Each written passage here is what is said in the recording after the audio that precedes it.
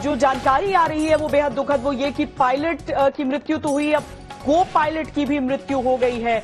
इस हादसे में ये जानकारी आ रही है, पायलट की मृत्यु हो गई थी, सबसे पहले ये जानकारी हमारे सामने आई, लेकिन अब जो बताया जा रहा है, जो गंभीर रूप से को पायलट घायल बताए जा रहे थे इस हादसे में, उनकी भी मृत्यु हो गई है। विमान हादसे में दोनों पायलट की मौत हो गई है। 189 यात्री और 6 क्रू मेंबर्स इस विमान में सवार थे, जिनमें से 2 पायलट्स की मृत्यु की बात आ रही है। सामने वाला हिस्सा ही किस तरीके से टूटा है हम आपको एनिमेशन से भी दिखा रहे हैं और तस्वीरों में भी दिखा रहे हैं। और वहीं उसी हिस्से में आग की भी बात हुई थी, जहां पर सबसे पहले वहां पर अग्निशमन की गाड़ियों को आगे भेजा गया था, लेकिन अब ये बहुत ही दुर्भाग्यपूर्ण है कि दोनों पायलट्स की मृत्यु हो गई है इस हादसे में।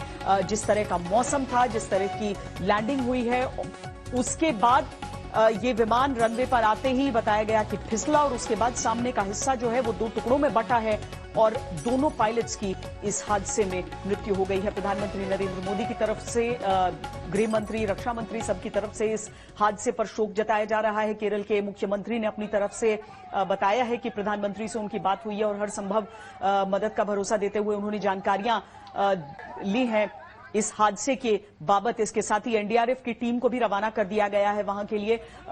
हम लगातार आपको राहत की तमाम तस्वीरें दिखा रहे हैं और विंग कमांडर गोयल से इस समय हम बातचीत कर रहे हैं कि इस तरह का हादसा जो होता है ये कितना खतरनाक, किस कारण, और सामने का हिस्सा टूटने की भी बात आप कर रहे थे साहब। उसके साथ ही देखिए ये भी बात आ गई क्योंकि जिस हिस्से को हम दिखा रहे हैं सबसे ज्यादा क्षतिग्रस्त, वो कॉकपिट से जुड़ा हुआ ही वो हिस्सा है। Wing commander Goyal.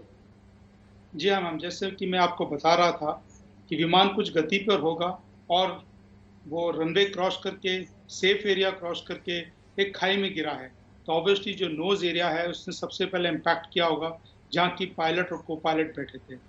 सबसे ज़्यादा डैमेज भी उसी एरिया ने इम्पैक्ट के कारण आया होगा और उन 2 पायलट्स को भी सबसे ज़्यादा क्षति और इम्पैक्ट लगा होगा, इस कारण उनको सबसे ज़्यादा गंभीर चोटें भी आई हैं और जैसा कि हमें समाचार मिला है कि दोनों की दुखद मृत्यु हो गई है। तो ये एक बहुत ही स्वाभाविक है।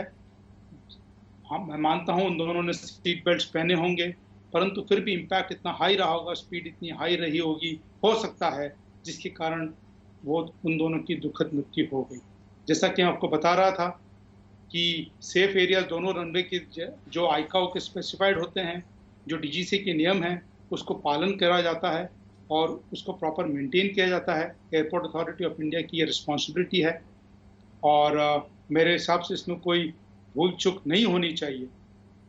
ज़्यादातर मेरे हिसाब से रीज़न इसके पीछे मौसम का कारण ही होना चाहिए या फिर कोई विमान में आखिरी मोमेंट पे कोई खराबी आ गई होगी जिसको कि वो टावर को नहीं बता पाए होंगे या पायलट समझ नहीं पाए होंगे। इसके कई कारण ऐसे हो सकते हैं। धन्यवाद।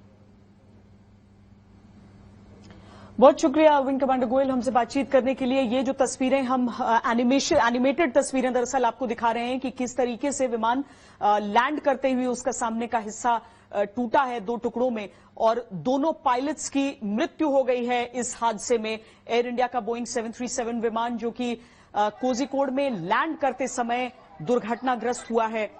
कैप्टन डीवी साठे हादसे में जिन पायलट की मृत्यु हुई है और इसके साथ ही जो गंभीर रूप से घायल दूसरे पायलट बताए जा रहे थे, उनकी भी मृत्यु की पुष्टि इस समय आधिकारिक तौर पर कर दी गई है। 189 यात्री 6 क्रू मेंबर्स के साथ इसमें सवार थे और लैंडिंग के ठीक समय ये दुर्घटना हुई है।